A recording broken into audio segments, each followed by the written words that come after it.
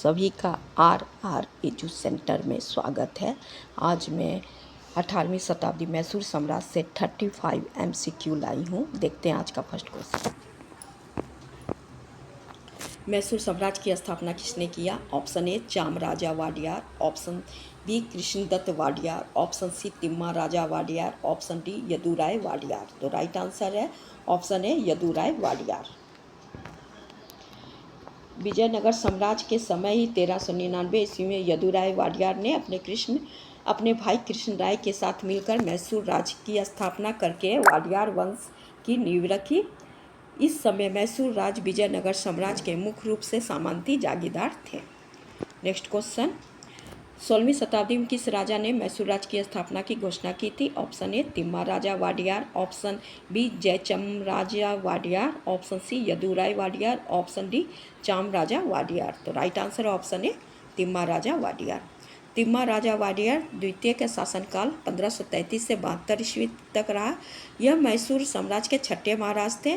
चाम राजा वाडियार तृतीय के सबसे बड़े पुत्र होने के कारण यह गद्दी पर बैठे। इन्होंने विजयनगर साम्राज्य में खुद के साम्राज्य को स्वतंत्र करवाया।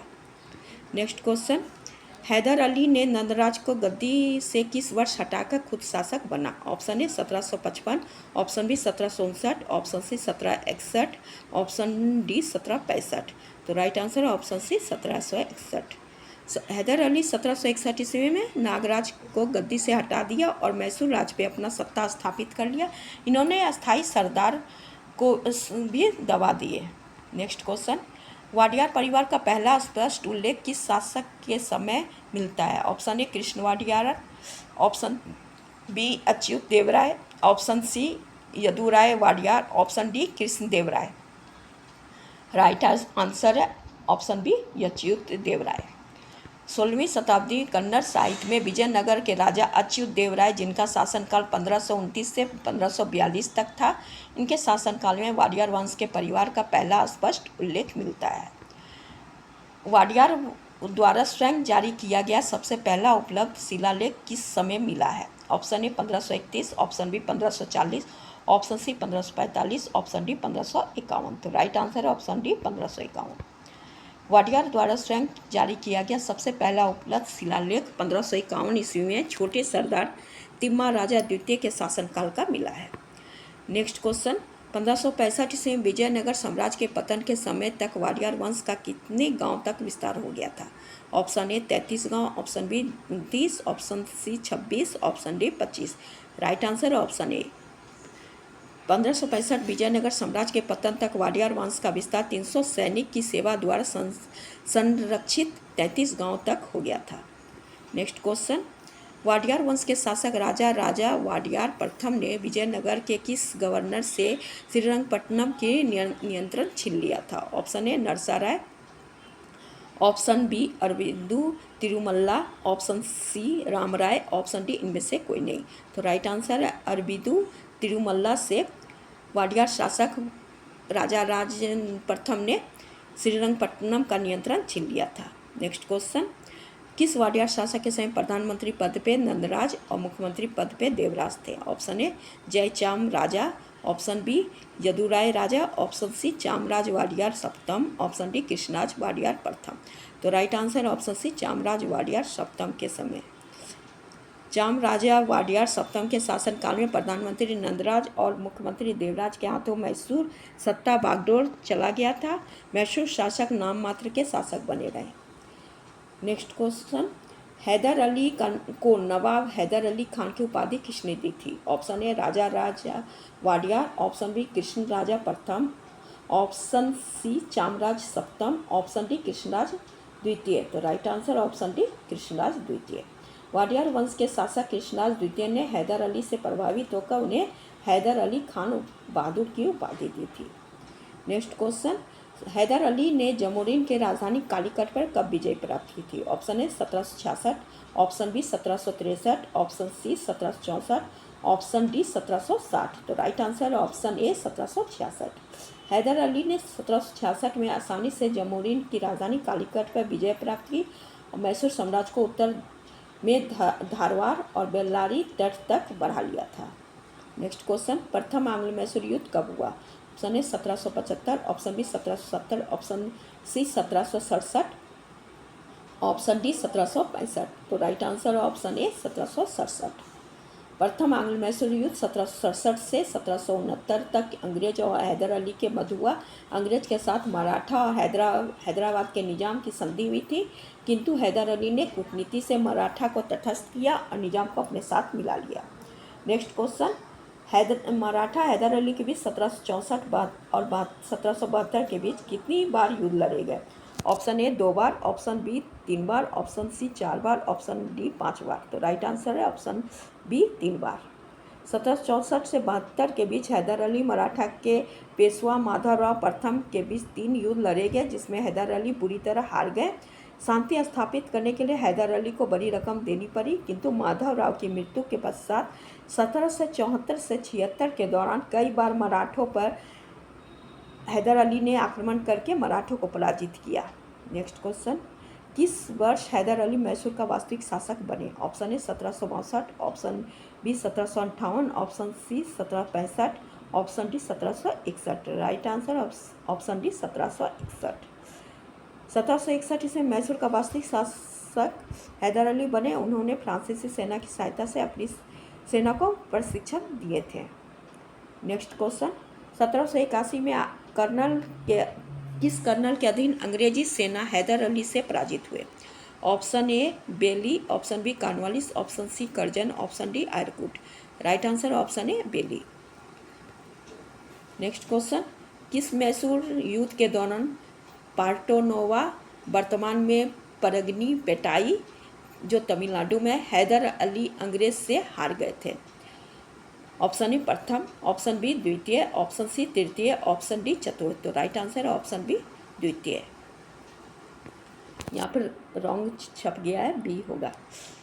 द्वितीय आंग्ल मैसूर युद्ध के दौरान आयरकुट के नेतृत्व में अंग्रेज ने हैदर की तरफ से मराठा और निजाम दोनों को अलग कर दिया, जिसमें नवंबर 1781 ईस्वी में पार्टोनोवा में केवल एक बार हैदर अली पराजित हुए। नेक्स्ट क्वेश्चन, हैदर अली ने अंग्रेज के किस सेनापति को बंदी बना लिया? Option A Eyre Coote, option B Braithwaite, option B Baillie, option D इनमें से कोई नहीं। तो right answer option B Braithwaite. Hyder Ali ने अपनी सेना को फिर से संगठित करके अंग्रेज को पराजित कर उनके सेनापति ब्रेथवेट को बंदी बना लिया। नेक्स्ट क्वेश्चन, हैदर अली की मृत्यु कब हुई? ऑप्शन ए 7 नवंबर 1781, ऑप्शन बी 7 नवंबर 1782, ऑप्शन सी 7 दिसंबर 1781, ऑप्शन डी 7 दिसंबर 1782। तो राइट आंसर ऑप्शन डी 7 दिसंबर 1782। 7 दिसंबर 1782 में हैदर अली की मृत्यु कैंसर की बीमारी के कारण उनके शिविर में हो गई थी। नेक्स्ट क्वेश्चन, मैंगलोर की संधि किसके बीच हुई? ऑप्शन ए अंग्रेज और मराठा, ऑप्शन बी अंग्रेज टीपू सुल्तान, ऑप्शन सी अंग्रेज हैदर अली, ऑप्शन डी अंग्रेज और हैदराबाद के नवाब। तो राइट आंसर ऑप्शन बी अंग्रेज टीपू सुल्तान। हैदर अली की मृत्यु के पश्चात द्वितीय आंग्ल मैसूर युद्ध 1 साल तक बिना सकारात्मक परिणाम तक जारी रहा। अंग्रेज और टीपू सुल्तान के बीच मैंगलोर की संधि मार्च 1784 से युद्ध विराम हुआ। दोनों एक दूसरे के जीते हुए प्रांत वापस लौटा दिए। नेक्स्ट क्वेश्चन, किसे मैसूर का टाइगर कहा जाता है? Option A Krishnawadiyar, option B Chimma Raja, option C Hyder Ali, option D Tipu Sultan. तो right answer option D Tipu Sultan. Tipu Sultan को मैसूर का टाइगर कहा जाता है। इनका जन्म नवंबर 1750 में हुआ था। यह हैदर अली के पुत्र थे। नेक्स्ट क्वेश्चन, टीपू सुल्तान ने नौवाहन बोर्ड का निर्माण कब किए थे? Option A 1799, option B 1798, option C 1796, option D 1790। Right answer option C 1796। वर्ष 1796 ईस्वी में टीपू सुल्तान ने नौवाहन बोट का निर्माण किया और 22 युद्धपोत एवं 20 लड़ाकू जहाज के बेड़े का भी निर्माण की योजना बनाई। नेक्स्ट क्वेश्चन, टीपू सुल्तान ने कितनी डाकयार्ड की स्थापित किए थे? Option A 2, option C 3, option B 3, option C 4, option D 5। Right answer option B 3। Tipu Sultan ने मैंगलोर, वाजिदाबाद, मौलिदाबाद में 3 डाकयार्ड स्थापित किए। हालांकि उनकी यह योजना सफल नहीं हुआ। नेक्स्ट क्वेश्चन, भारत रॉकेट प्रौद्योगिकी के प्रेरणादाता के रूप में किसे श्रेय दिया गया है? Option A Tipu Sultan, option B अंग्रेज, ऑप्शन सी फ्रांसीसी, option D Hyder Ali. Right answer option A Tipu Sultan. Tipu Sultan विज्ञान एवं प्रौद्योगिकी के संरक्षक भी थे। टीपू सुल्तान को भारत में रॉकेट प्रौद्योगिकी के प्रेरणादाता के श्रेय दिया जाता है। नेक्स्ट क्वेश्चन, सैनिक के लिए पुस्तिका किसने लिखी थी? Option A Malharrao Holkar, option B Bajirao प्रथम, option C Hyder Ali, option D Tipu Sultan. तो right answer option D Tipu Sultan. Tipu Sultan ने रॉकेट संचालन व्याख्या करते हुए एक सैनिक पुस्तिका लिखी। इस पुस्तिका का नाम मुजाहिदीन था। नेक्स्ट क्वेश्चन, टीपू सुल्तान ने जैकोबिन क्लब की स्थापना के लिए फ्रांसीसियों को समर्थन कब दिए थे? Option A 1799, option B 1798, option C 1797, option D 1794। तो राइट आंसर है ऑप्शन सी 1797। टीपू सुल्तान ने 1797 ईस्वी में फ्रांसीसी को जैकोबियन क्लब की स्थापना के लिए श्रीरंगपट्टनम में समर्थन दिया। टीपू स्वयं भी जैकोबियन क्लब के सदस्य बन गए और स्वयं को नागरिक टीपू कहलवाए। नेक्स्ट क्वेश्चन, 1790 ईस्वी में टीपू सुल्तान ने अंग्रेज के किस सेना के नेतृत्व वाले दल को हराया था? Option A Meadows, option B Baillie, option C Eyre Coote, option D इनमें से कोई नहीं। तो right answer option A Meadows. 1790 ईस्वी में टीपू सुल्तान ने जनरल मिडोज के नेतृत्व ब्रिटिश सेना को हराया। इस युद्ध में मराठा और निजाम ने अंग्रेज का साथ दिया था। नेक्स्ट क्वेश्चन, श्रीरंगपट्टनम की संधि कब हुई थी? Option A 1794, option B 1793, option C 1792, option D 1790।